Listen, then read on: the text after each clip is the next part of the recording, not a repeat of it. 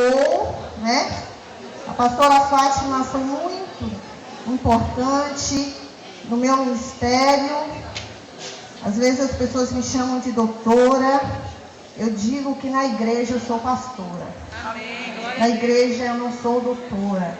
Na igreja eu sou pastora.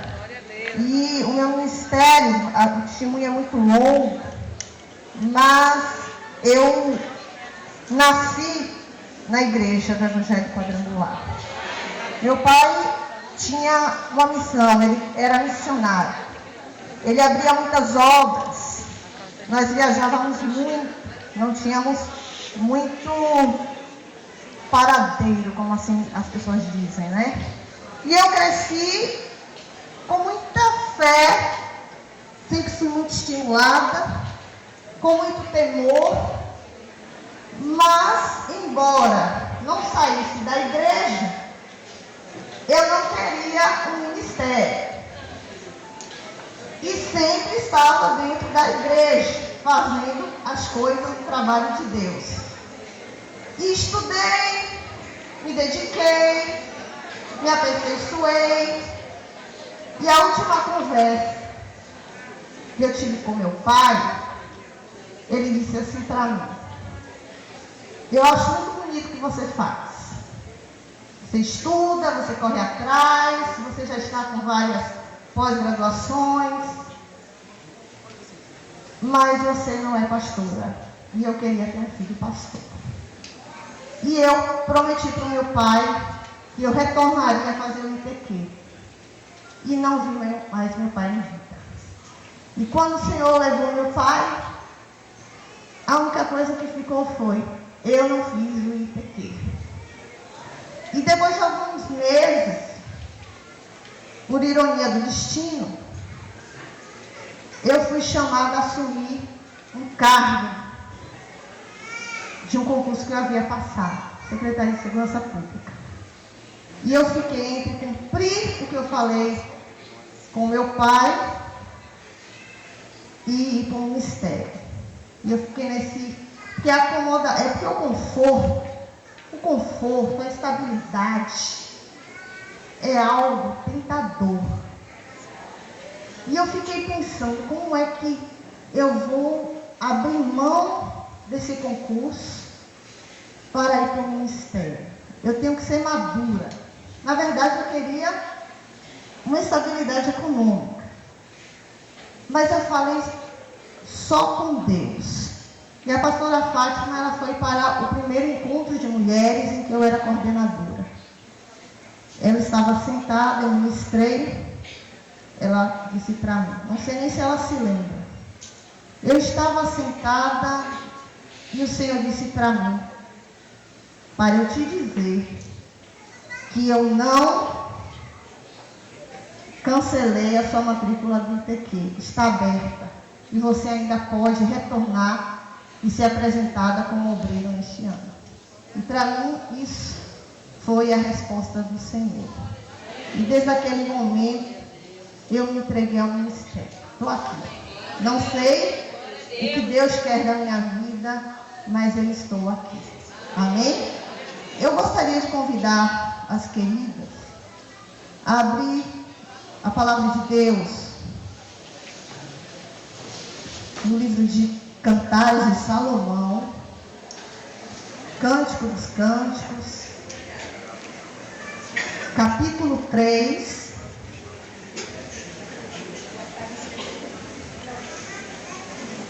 do versículo 1 ao versículo 4.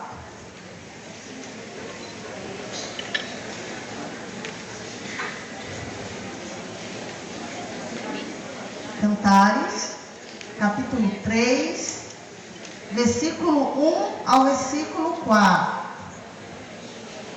Quantos encontraram? Diga amém. Amém. Amém. Vamos fazer essa leitura.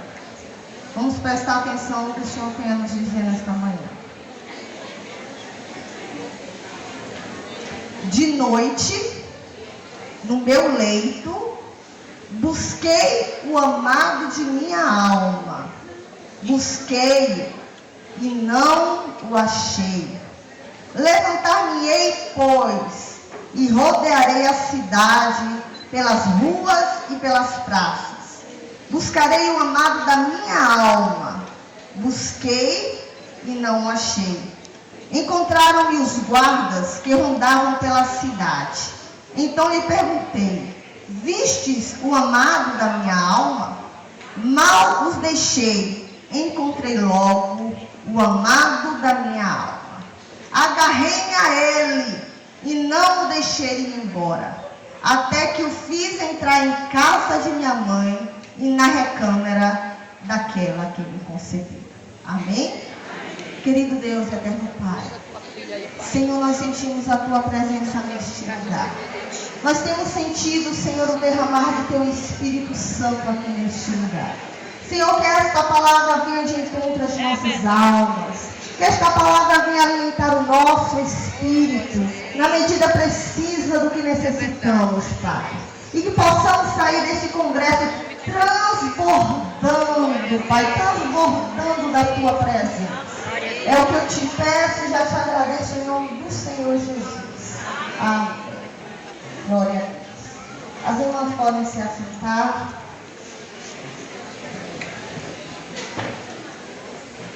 Nós temos, durante alguns anos, durante os últimos anos, convivido muito com este tema de aliança. Deus tem ouvido o coração dos seus servos, não só da Igreja do Evangelho Quadrangular, mas de outras denominações, a falar sobre aliança.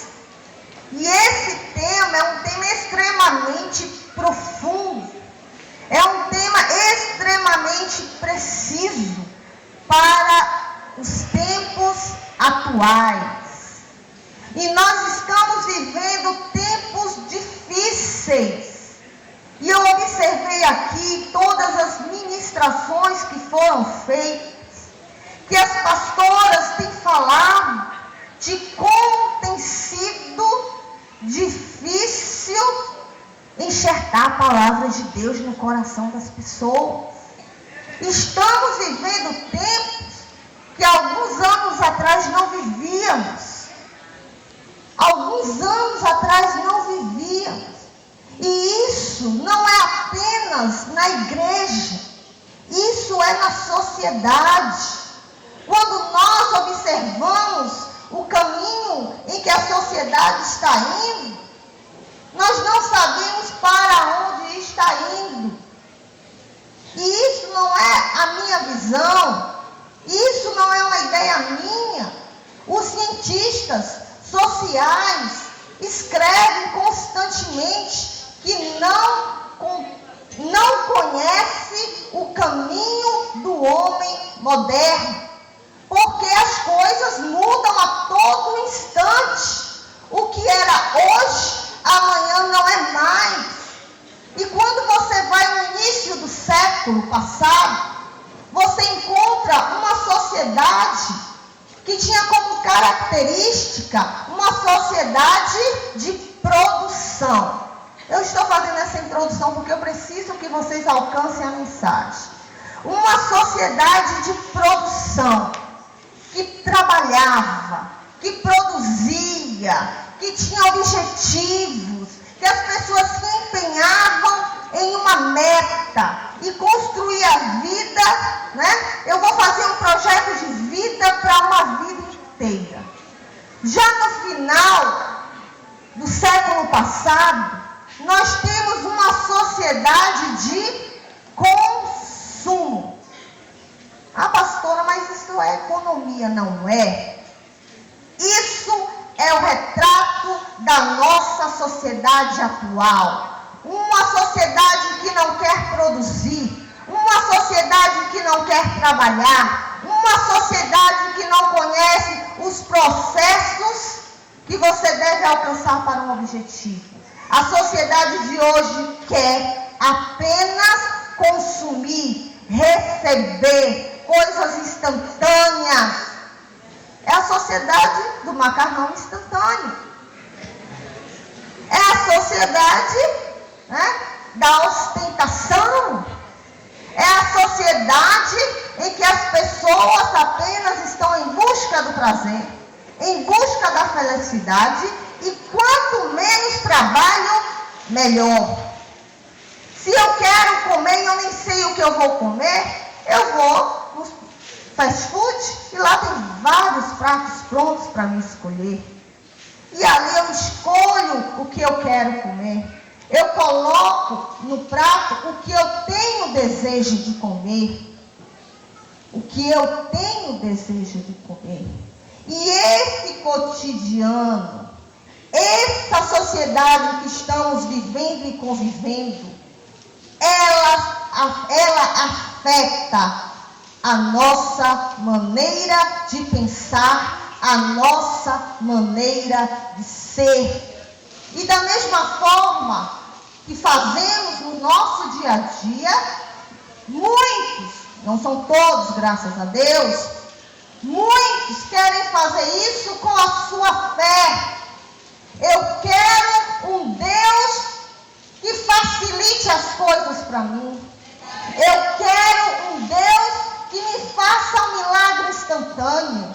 Eu quero um Deus que me abrace nas minhas necessidades. Um Deus que eu não precise pagar preço e que eu coma a palavra, aquilo que me convém. Olha o que a pastora Josicélia falou. É isso. Eu escolho o que eu quero ouvir. Eu escolho a promessa que Deus tem para a minha vida. Eu escolho acreditar no melhor. Mas carregar a cruz, ninguém escolhe. Carregar a cruz, pagar o preço, ninguém escolhe. E é por isso que nós olhamos para os cristãos hoje e nos perguntamos por que mudou tanto. Porque os cristãos hoje não estão alcançando, não fazem mais o que se fazia lá nos anos 70, 80. E eu nem vou puxar muito para trás, porque eu vou me envergonhar. O que está acontecendo? As pastoras falam, gente, quantas almas você ganhou? Você já evangelizou a sua vizinha? Você já evangelizou os seus colegas de trabalho? Muitas pessoas se calam. Mas nos tempos antigos, a igreja do Evangelho Quadrangular era uma igreja de tendas. Era um tempo de conquista. Era um tempo em que os pastores pegavam as suas tendas e saíam levando a palavra de Deus. Hoje, a mobilidade é outra. Por quê? Porque hoje nós estamos vivendo na era da informática. Então levar o evangelho já é de outra forma. Mas as pessoas não estão usando as facilidades para falar de Jesus. As pessoas têm usado muitas vezes a ciência para se distanciar dos princípios da palavra de Deus. E quando eu estava analisando o porquê de uma sociedade, por que a sociedade está dessa forma, eu cheguei a uma conclusão. O Senhor falou ao meu coração: esta é uma geração de ausências. Esta é uma sociedade de ausências.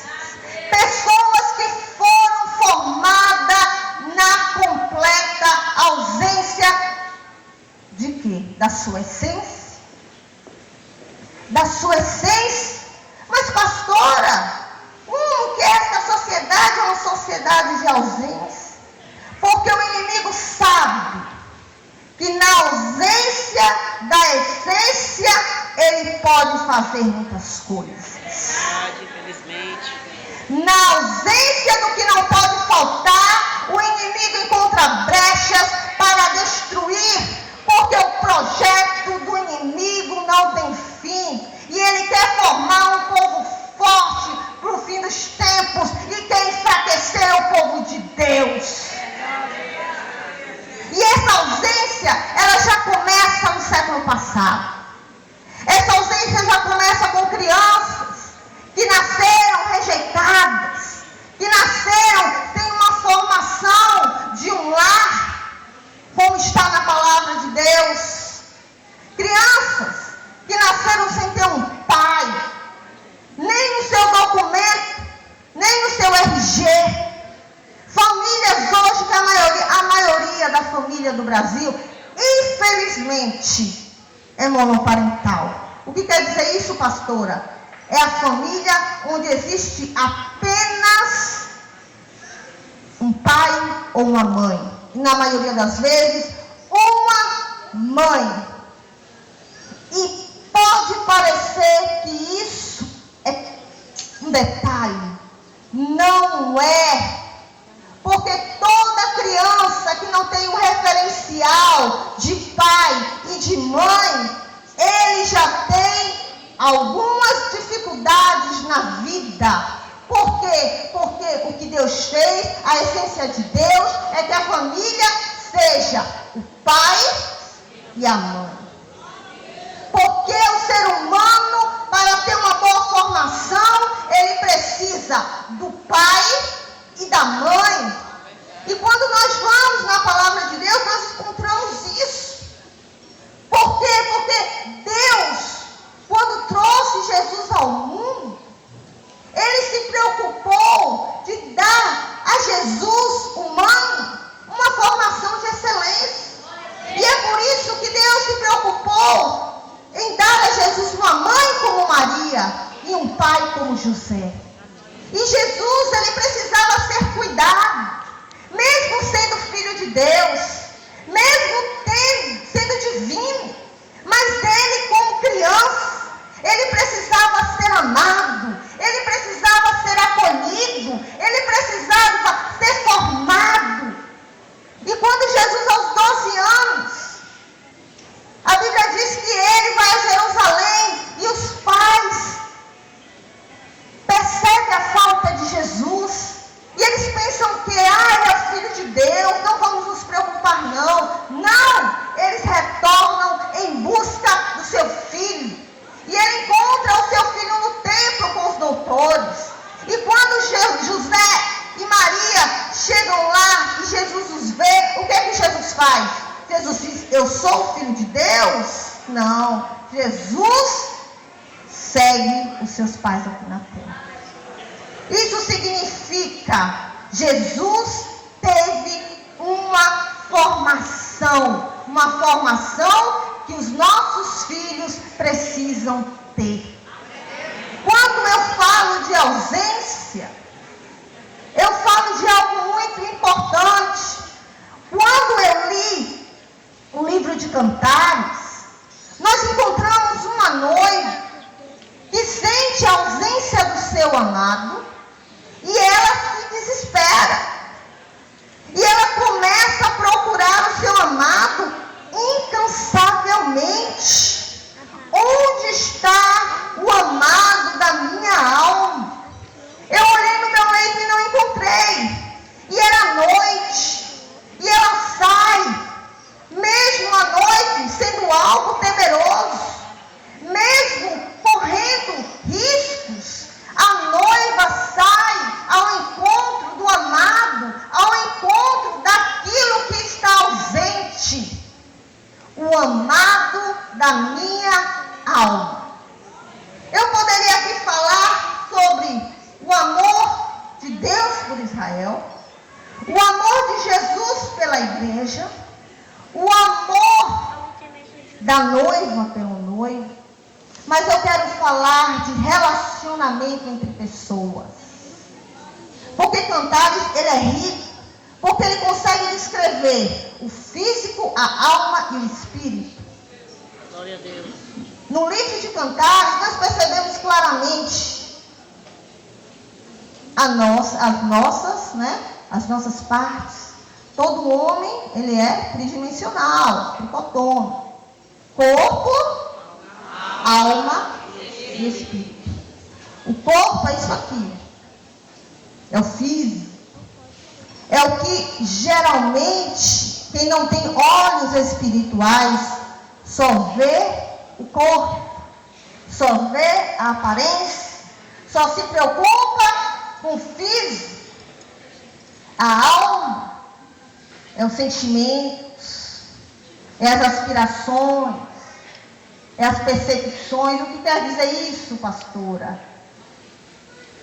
É o que te faz feliz, o que te machuca, o que você busca, o que te dá prazer, o que te satisfaz, o que faz você desejar, está na alma. E o espírito, né? O espírito é a razão. É por isso que a Bíblia diz que a nossa fé precisa ser racional. É por isso que a palavra de Deus diz que nós temos que ser guiados pelo espírito. Porque se formos crentes guiados por emoções, estamos totalmente propensos a cair nas artimanhas do inimigo.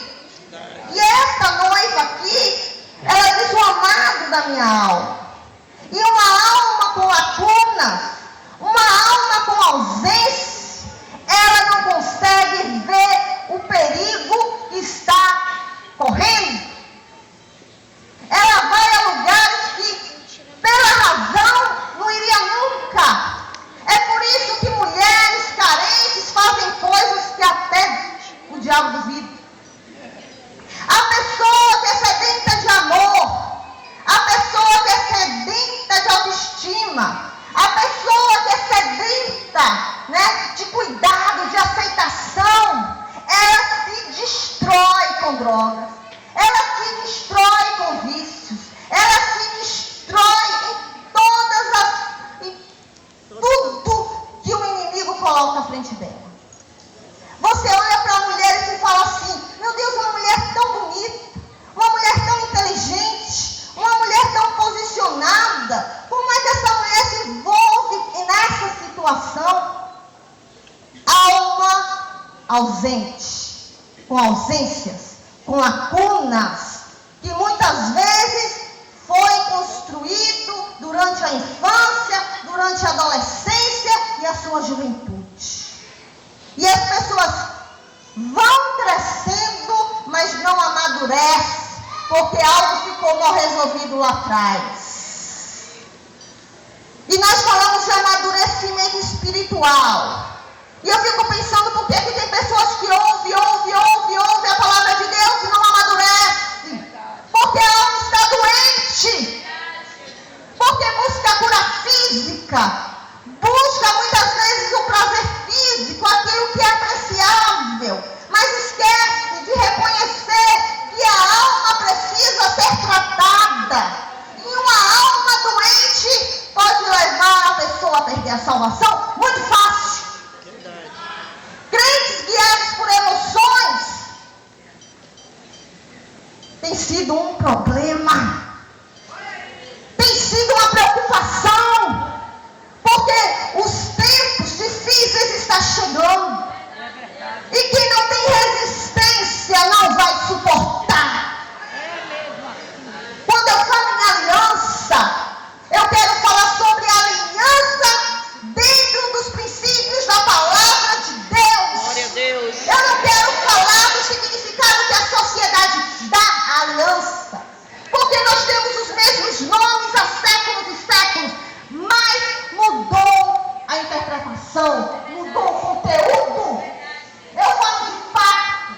Eu tenho uma ideia muito clara de pacto. Pacto para mim é pacto de vida. Ou é ou não é. Mas a sociedade diz que todos os pactos podem ser relativos. Tudo é muito flexível. E quando nós pregamos sobre pacto, tem muita gente que ouve a ministração, mas nesse raciocínio de que as coisas podem ser conversadas, de que as coisas podem, né, ser ajustadas para o meu bem-estar, que Deus pede para você sacrifício, mas para mim não. Quando eu digo de amizade, preste atenção no exemplo de amizade que vocês vão entender. Quando eu falo sobre amigo, eu penso que um amigo pode ser muito mais que um irmão, está na Bíblia. Mas se você encontra pessoas aí de 50, 60 anos, elas vão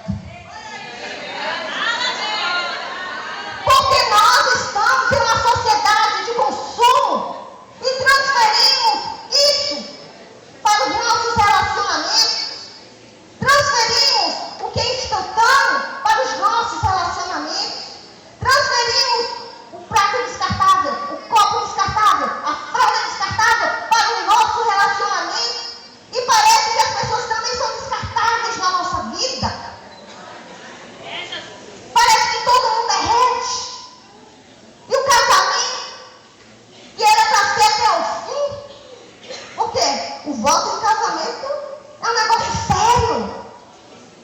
Na alegria, na doença, né? Enfermo ou com saúde, na tristeza e na felicidade. É para a vida inteira. Mas a geração de hoje já não é assim. Que seja infinito enquanto dure. Que seja, e o pessoal gosta disso, viu? Coloca isso numa rede social que você leva tanta curtida. Que seja infinito enquanto dure. Tudo é na extravagância. Extravagância. Adoradores que extravasam. Mas quando chega em casa, isso aqui, ó, fechadinho. Só barulho. Alimento nada. Almas que estão sendo debilitadas. Espíritos fracos, não vão suportar os tempos difíceis. Não vão suportar os tempos difíceis. Quando eu olho para a história da igreja, lá no final, lá no início, que eu vejo a história dos mártires, que eles morriam, eram crucificados de cabeça para baixo, eram apedrejados. Por quê? Porque eles tinham um ideal. Se fosse hoje,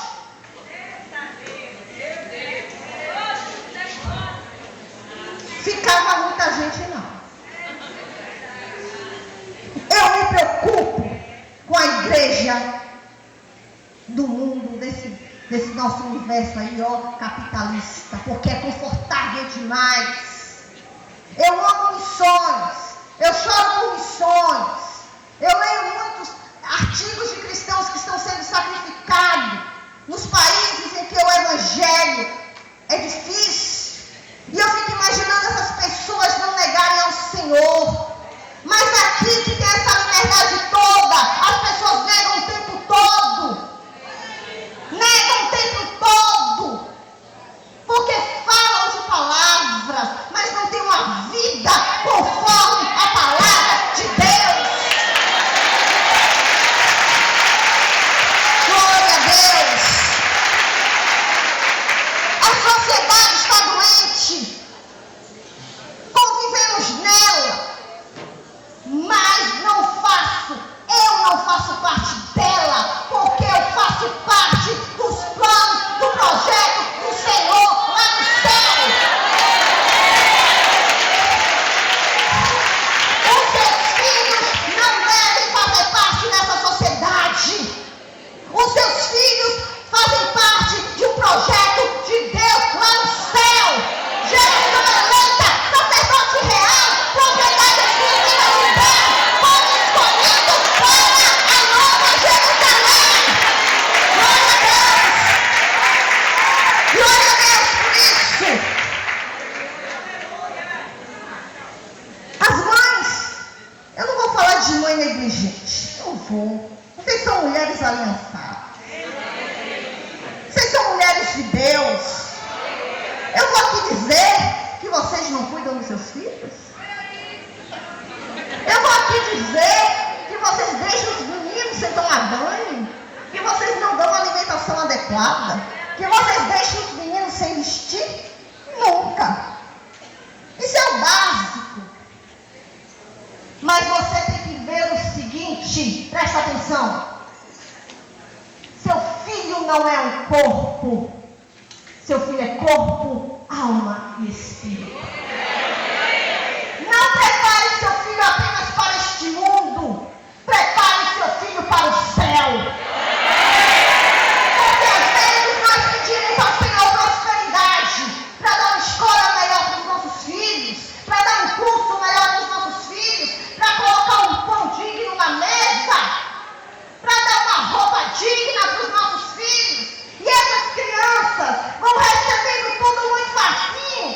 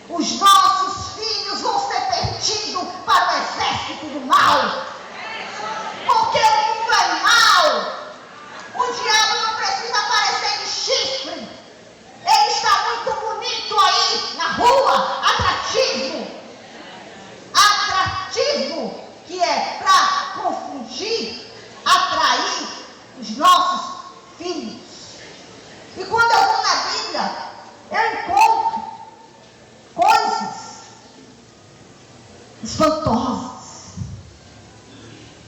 Nós temos exemplo de grandes homens de Deus e mulheres de Deus, que mesmo tendo uma vida santa, negligenciaram com os seus filhos.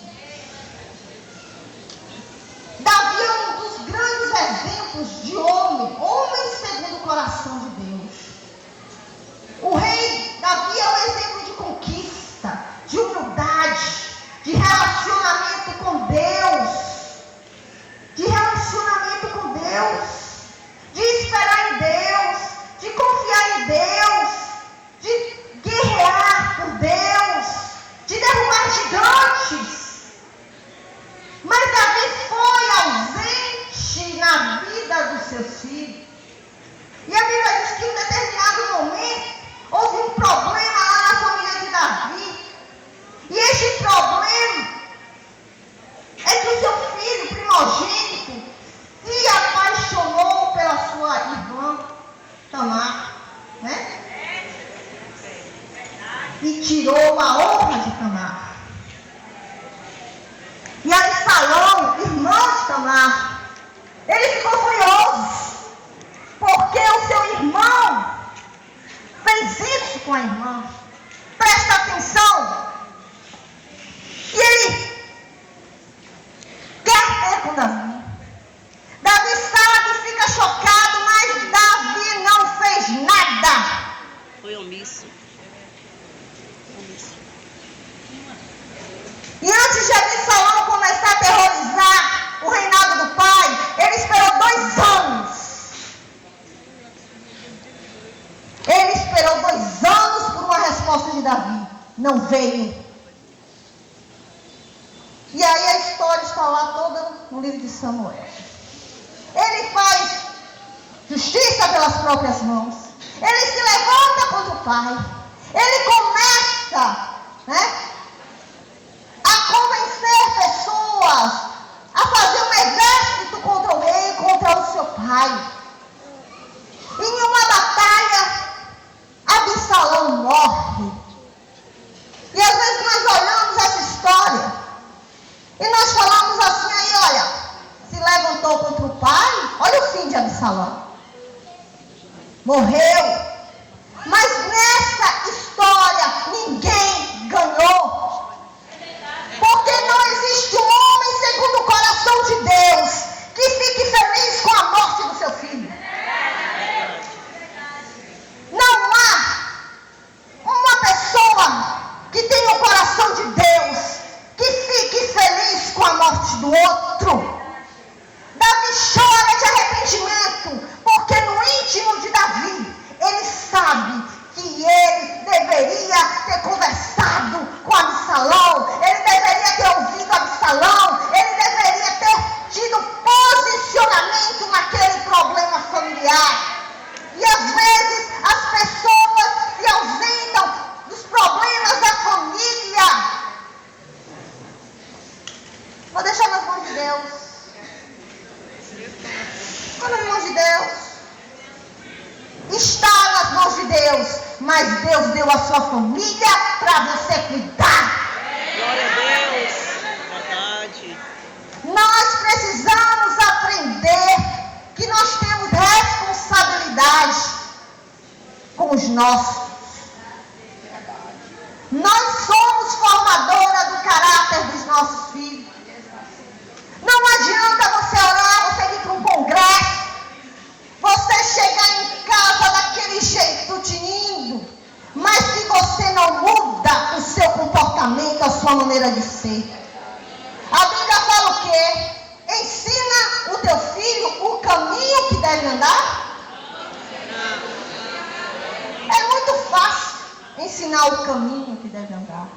A Bíblia fala, ensina o teu filho no caminho que deve andar. Porque no caminho ele está andando junto com você.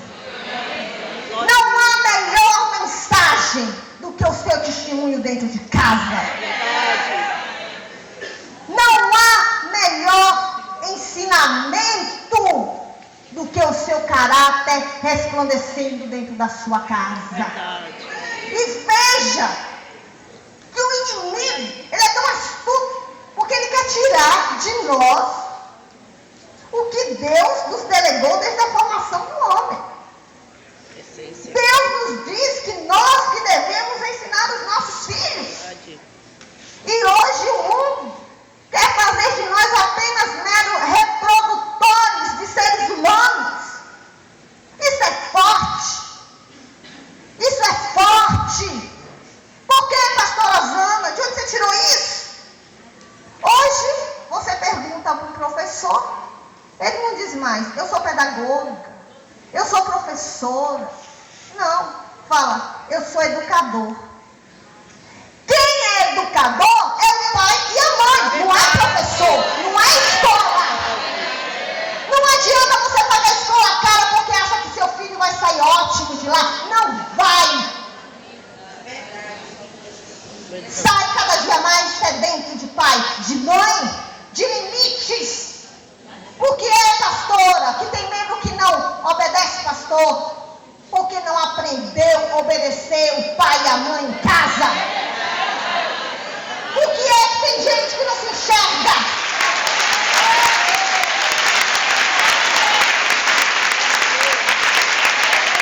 Porque não aprendeu limites com o pai e com a mãe. Você tem que ensinar limites para o seu filho. Tudo tem limite. Tudo tem limite. O sacerdote Eli era homem de Deus. A Bíblia não diz que Eli prevaricava no templo. A Bíblia não diz isso. Mas o Senhor chama Eli e diz que tinha algo contra os filhos de Eli.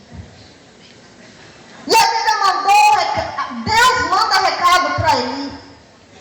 Olha, não estou gostando do que os seus filhos estão fazendo na minha casa. Os filhos de Eli não estavam honrando o lugar do Senhor. Os filhos de Eli contaminavam, prevaricavam na casa de Deus. Profanavam o que era santo. Profanavam o que era santo. Não esqueça disso. Porque as coisas do Senhor continuam sendo santas. Glória a Deus. Não é porque qualquer coisa agora vai que as coisas de Deus vai. Deus não muda. Deus é eterno. Ele é alfa, ele é ômega, ele não vai mudar porque a sociedade muda. É você que tem que mudar para entrar no formato de Deus. E aí Deus fala assim, olha ali, você vai ter que mudar, porque senão eu vou decretar algo forte, não vai sobrar ninguém da sua geração. E um dia Samuel, pequeno, estava dormindo. E Deus havia se silenciado um tempo ali. Né? Às vezes Deus fica em silêncio. Verdade. Deus fica em silêncio. Verdade, Chica. Deus não já te avisou o que você deve mudar na sua vida? Agora você quer o quê? Você quer, né? Manter um diálogo com Deus, convencer Deus que você acha que da sua forma é melhor, é mais fácil para você, que daquele jeito não dá, porque você é diferente. E Deus fala com Samuel. Eu não vou me falar muito assim, porque eu só quero exemplificar. E Samuel, uma criança, transmite o recado do sacerdote Eli. Mas a Bíblia diz que Eli só falava. E só falava. Efetivamente, ele não fez algo para mudar aquele comportamento dos seus filhos. E o dia chegou. Eles morreram na batalha. Ofni e Finéias, né, pastor Ivone? É verdade. Ofni e Finéias. Às vezes eu esqueço, né? Ofni e Finéias morreram. Eli, quando soube, caiu para trás e morreu. A mulher de um dos filhos estava grávida, teve um filho com parto antecipado, colocou o nome Cabote. Foi-se a glória de Israel. Uma família de sacerdote não honrando a palavra de Deus destruiu a geração sacerdotal e deu derrota ao povo de Israel. E a arca da aliança foi levada. A glória do Senhor. A nossa família é o retrato da vida espiritual que nós temos com o nosso Deus.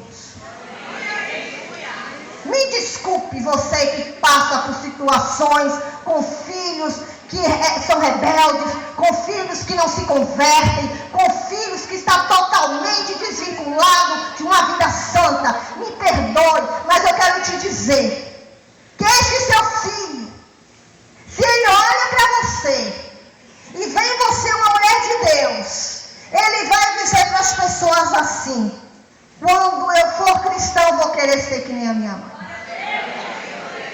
Ou um dia ele vai dizer assim: um dia eu ainda deixo tudo isso e vou ser cristão como a minha mãe.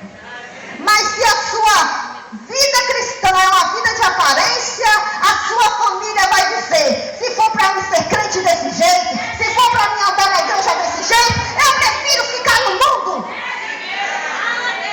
Porque nós, geração do Senhor, precisamos ter uma postura diferente. Diferente não é o que o mundo está aí nos ensinando, mas é o que a palavra de Deus está nos dizendo. Glória a Deus. Geração de mulheres aliançadas, mas aliançadas no conceito de Deus sobre aliança. A aliança não se quebra. Verdade. A aliança não tem vírgula. A aliança não tem ponto e vírgula e a aliança não tem ponto. A aliança não tem remendo. O anel tem. O anel ostenta, né? Anel ostenta. Você quer ostentar? Coloca um anel, coloca uma pedrona assim, ó.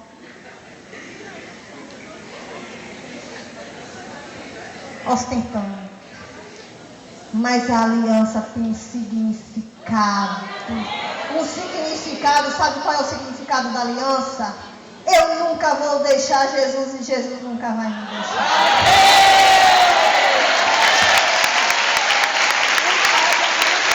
Glória a Deus por isso. Quando você estiver perto, alguém me dá um toque, viu?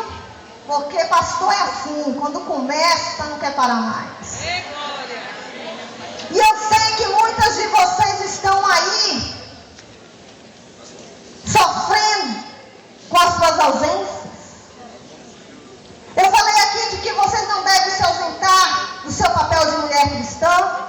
Eu disse que você não pode se ausentar do que o Senhor delegou na sua mão, que são a sua família, os seus filhos, os seus. Os seus. Eu olho para os meus filhos. E eu faço o que eu posso por eles. E uma das coisas mais lindas e que me machuca muito fazer com os meus filhos é dizer não.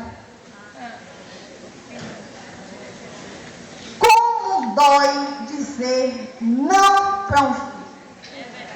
Mas é preciso.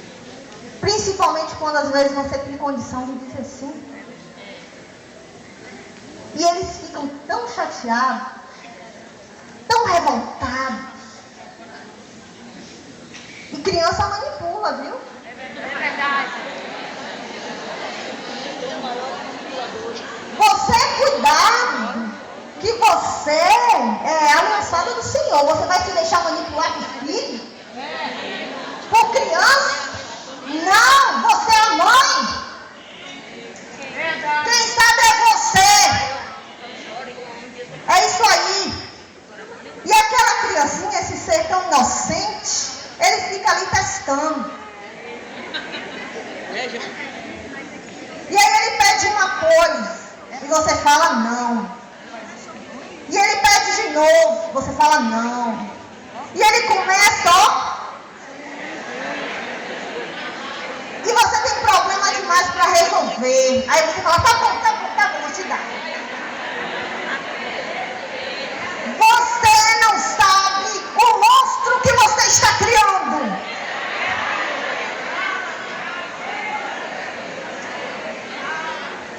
Eu não quero que você saia daqui uma supermãe.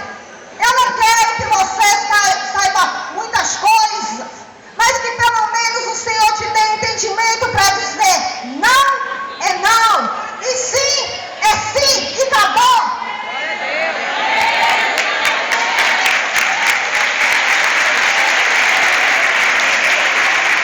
Porque quando ele crescer, ele vai entender que não.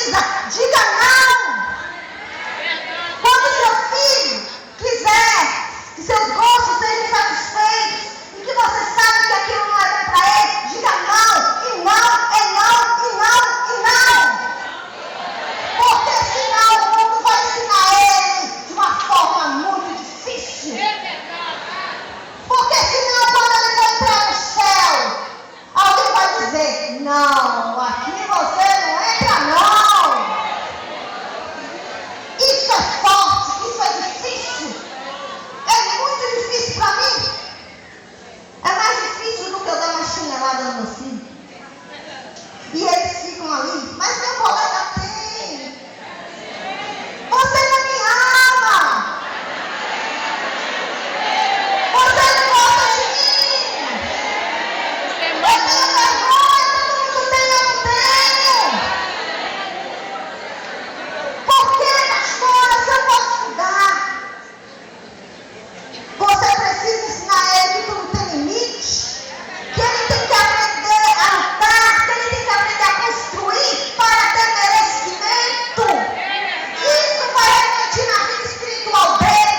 Ele vai crescer sabendo que ele vai ter que pagar o preço, que ele vai ter que orar, que ele vai ter que ter merecimento para receber as bênçãos de Deus, que ele vai ter merecimento para entrar no céu.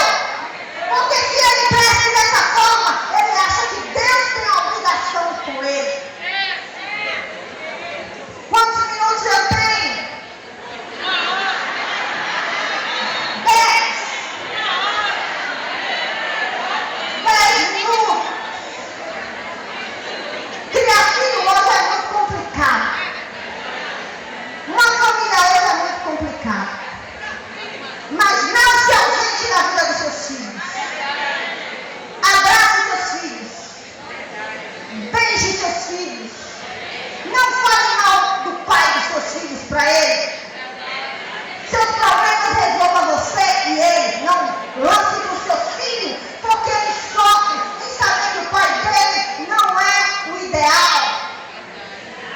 Ele tem que respeitar o pai, porque se ele não respeita o pai, ele não vai respeitar pastor, ele não vai respeitar autoridade, ele não vai respeitar ninguém. E ele tem que te respeitar, porque senão não vai respeitar mulher nenhuma, vai ser infeliz no casamento, vai fazer os outros infelizes e vai construir uma família doente também.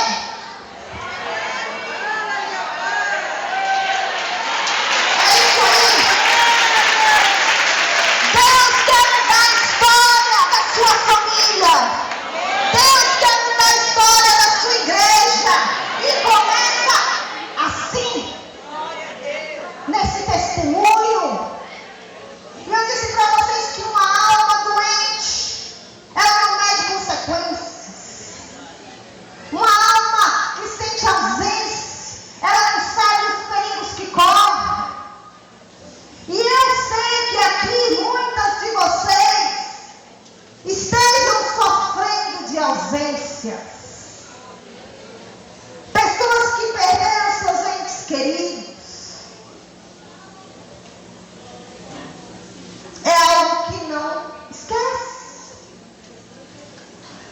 é algo que não esquece.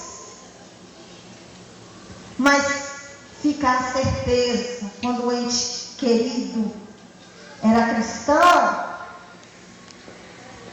que vai ter um momento em que o encontro será eterno.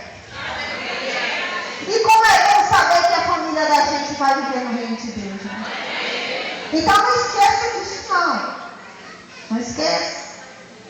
Mas há pessoas que sofrem da ausência de pessoas que estão aqui, que não se foram, mas é ausente.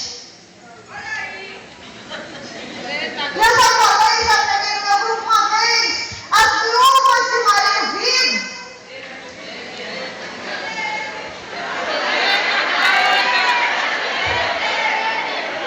Ele está vivo.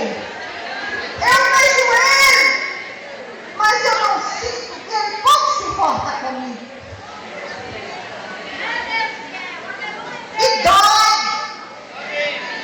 Dói conquistar o casal, mas o casal só funciona um. Quando vem o problema, quando vem a doença, quando vem a ansiedade, você não pode contar com eles, porque eles não estão nem aí para você. E tem os filhos que não se foram, mas são ausentes também.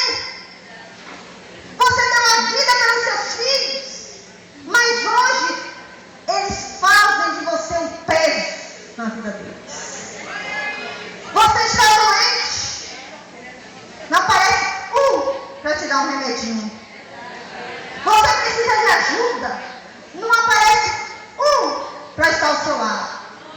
E se brincar, ainda coloca você na fila de idoso, que é para ele não pegar a fila.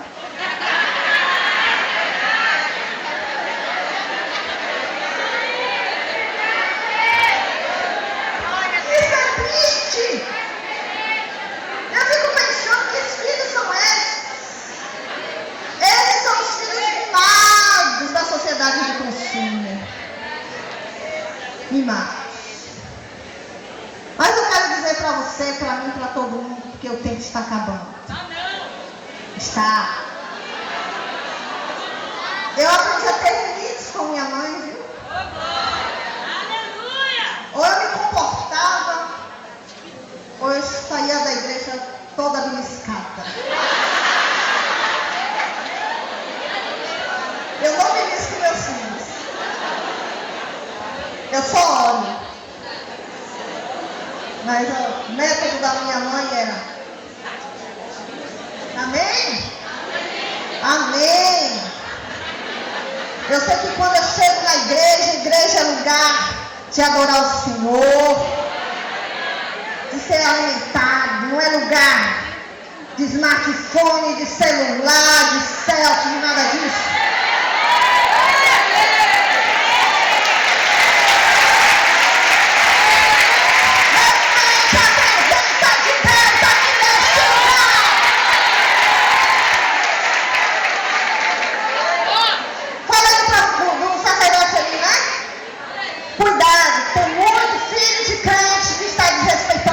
De Deus de outra forma. Para concluir,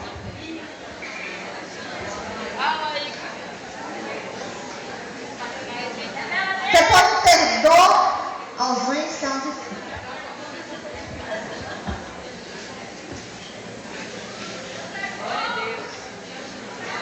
Mas Jesus nunca te abandonou. E aí eu me lembro de Maria Madalena. Maria era possuída por espíritos malignos. Sabe por que Maria era possuída por espíritos malignos? Porque ela tinha uma alma doente. Porque uma alma doente dá abertura aos espíritos malignos. E quando ela se encontra com Jesus, a história de Maria Madalena é outra. É uma história digna, é um exemplo. E ela anda, e ela observa o que Jesus faz. E a vida dela é outra. E Jesus é crucificado. E Jesus é sepultado.